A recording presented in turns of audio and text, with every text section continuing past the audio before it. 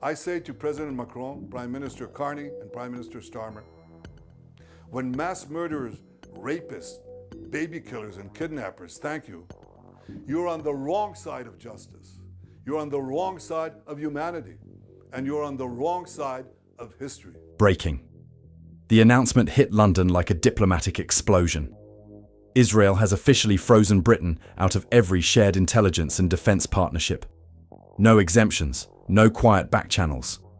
Prime Minister Benjamin Netanyahu's statement was short, deliberate, and devastating.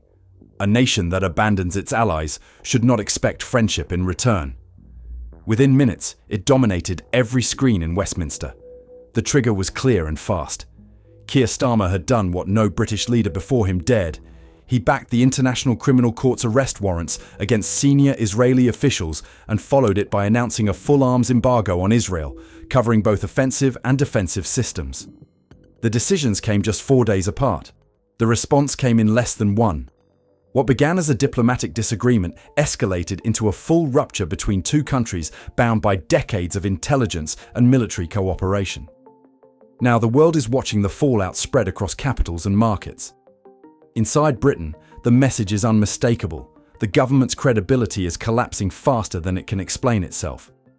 It started quietly, with a short press release from the Prime Minister's office. The United Kingdom reaffirms its support for international law and the independence of the International Criminal Court.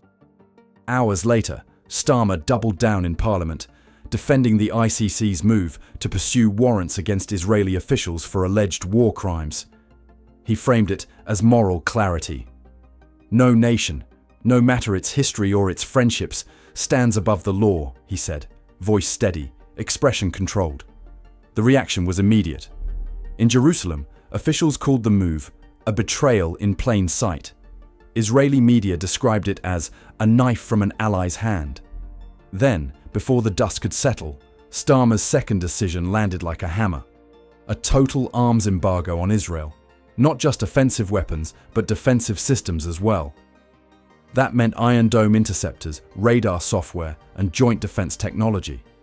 To Israeli defense officials, it wasn't policy. It was abandonment. Inside Whitehall, confusion turned to alarm. Senior Foreign Office staff learned of the embargo, not from Downing Street, but from Israeli diplomatic protests lodged within the hour. Even the Foreign Secretary, David Lammy, was reportedly blindsided. One official described the atmosphere as stunned disbelief. Another called it an ambush of our own allies. Then came the first visible fracture.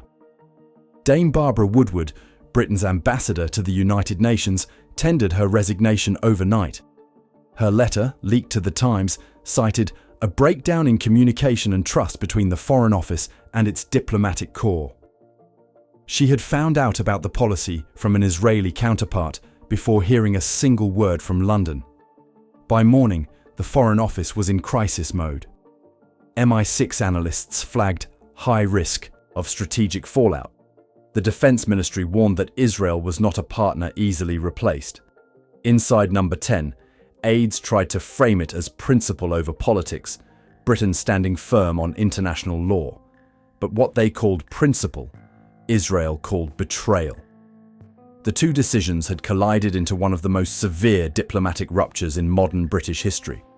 The match had been struck. The fuse was already burning. Israel didn't wait. That night, Netanyahu appeared before cameras at 9 p.m. Jerusalem time, flanked by his security cabinet and senior defense chiefs. His words were precise, surgical. A nation that abandons its allies in their hour of need should not expect friendship in return. He announced a complete suspension of intelligence sharing with the United Kingdom, an immediate halt to all joint defense and cyber projects, and a full review of every bilateral agreement between the two nations. Within hours, the effects began to ripple. British officials bound for Israel were denied landing clearance.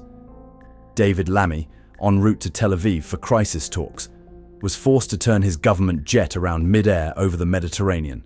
Flight trackers lit up online, showing a G7 foreign secretary diverted in real time. The humiliation was public and deliberate. Then came the sanctions that London didn't see coming. Mossad reclassified British officials as security risks, effectively freezing decades of intelligence coordination. Cyber cooperation, once central to protecting British infrastructure, was suspended. Israeli firms that manage parts of the UK's energy grid and financial systems began quietly pulling their teams. What had once been an invisible safety net vanished overnight. For Britain's intelligence agencies, the consequences were immediate. In the last 5 years, Israeli data had helped stop 17 planned terror attacks on British soil. That pipeline just went dark. Every counter-terror algorithm, every live feed from Middle Eastern networks, every encrypted channel that once fed into MI5's databases went silent. One intelligence officer told Sky, "It's like losing radar in a storm." Israel's defense industry followed suit. Joint ventures with British defense contractors were suspended, including cybersecurity collaborations and technology exchanges worth billions. Rafael Advanced Defense Systems withdrew its team from a London project within 24 hours. Elbit Systems issued a terse statement. All operations with UK government agencies are paused pending review. The move wasn't just retaliation, it was demonstration. Netanyahu was sending a message to every capital watching. Loyalty has consequences. By morning, analysts were already calling it the worst rupture between the two countries since the Suez Crisis. Former MI6 chief Sir Alex Younger called the decision strategically suicidal. Lord Robertson warned that Britain has lost its most valuable intelligence partner in the region. And as headlines rolled in, Israel cuts Britain off, intelligence freeze begins, Whitehall in panic, one question echoed across London. Did Starmer realise what he had triggered, or had he underestimated the cost of moral clarity? Because this wasn't a temporary chill. This was a freeze, one that left Britain isolated, vulnerable, and staring at a security gap it might never be able to fill. By dawn, Britain's diplomatic fallout had become a regional crisis. Across the Middle East, former partners quietly chose a side, and it wasn't London's. Within hours of Netanyahu's announcement, Saudi Arabia, the United Arab Emirates, and Bahrain released nearly identical statements calling for unity among allies who face common threats. It was subtle but unmistakable. None of them defended Britain's stance. Behind closed doors, the Gulf Cooperation Council convened an emergency session in Riyadh. Leaks from that meeting were damning. Ministers reportedly questioned whether Britain could still be trusted to uphold defence guarantees signed under previous administrations. One delegate from Kuwait summarised it bluntly. London's word used to mean something. Now it means hesitation. The ripple spread beyond the region. In Europe, France and Poland, two of Britain's closest defence partners, began reassessing joint training schedules. A senior French diplomat told Le Monde, "Britain's credibility as a security partner has been shaken." Polish defence officials privately questioned whether London would abandon allies under pressure. What started as an argument between two nations was now an alliance-wide crisis of confidence. Then came the markets. Within 24 hours of Israel's suspension, nearly $30 billion in bilateral trade was under review. Defense contracts worth $12 billion were paused or cancelled outright as Israeli firms pulled out of British projects.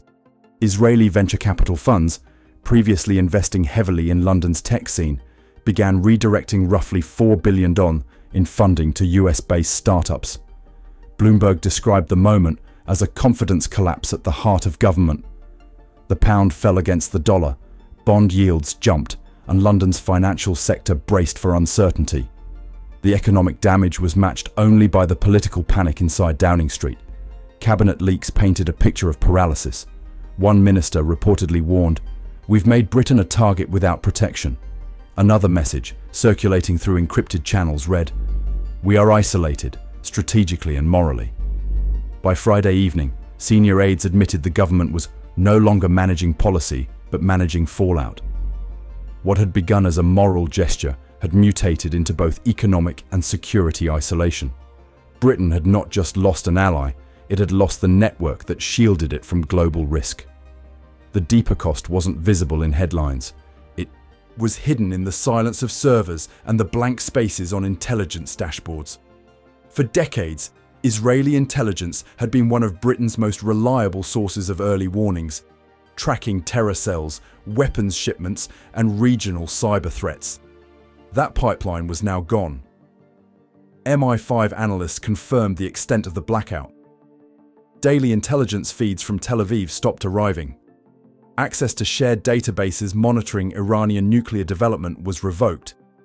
Updates on Hezbollah's movements in Syria vanished from secure networks. Even cyber defense alerts, critical for Britain's financial systems and energy grids, went silent. A classified report summarized the risk in one phrase: operational blindness. Defense insiders said the gap could take years to fill, if it could be filled at all. Former intelligence officials warned that without Israeli data, Britain's ability to track extremist networks in Europe would collapse. "We've gone from seeing the horizon to flying blind," one MI6 source told The Telegraph. But the political damage was matched by emotional fallout at home. Across Britain's Jewish communities, fear spread quickly. Synagogues that had relied on Israeli security consultants suspended programs. Schools cancelled public events. Community leaders described an atmosphere of anxiety not felt since the early 2000s. One rabbi in London put it simply: "We've been left exposed." Jewish advocacy groups demanded an urgent review of security protocols, while community boards warned of rising online threats. The Home Office tried to reassure the public, but insiders admitted the loss of Israeli data meant protective coverage has degraded. Inside Labour, fractures widened. Leaked WhatsApp exchanges from senior advisors revealed deep divisions. Some ministers argued for an immediate reset with Israel. Others warned that apologizing now would look like weakness. "We've chosen principle over prudence," one aide wrote, "and now the principle is costing lives." It was no longer a debate about diplomacy. It was a national security self-sabotage. Britain hadn't been attacked, but it had disarmed itself in plain sight. Now the question hanging over Britain is simple and brutal. Can Starmer repair the damage, or has the UK already crossed the point of no return? Washington is watching, Brussels is waiting. And inside Downing Street, every phone call from an ally begins with the same unspoken question: is Britain still a partner, or just a cautionary tale?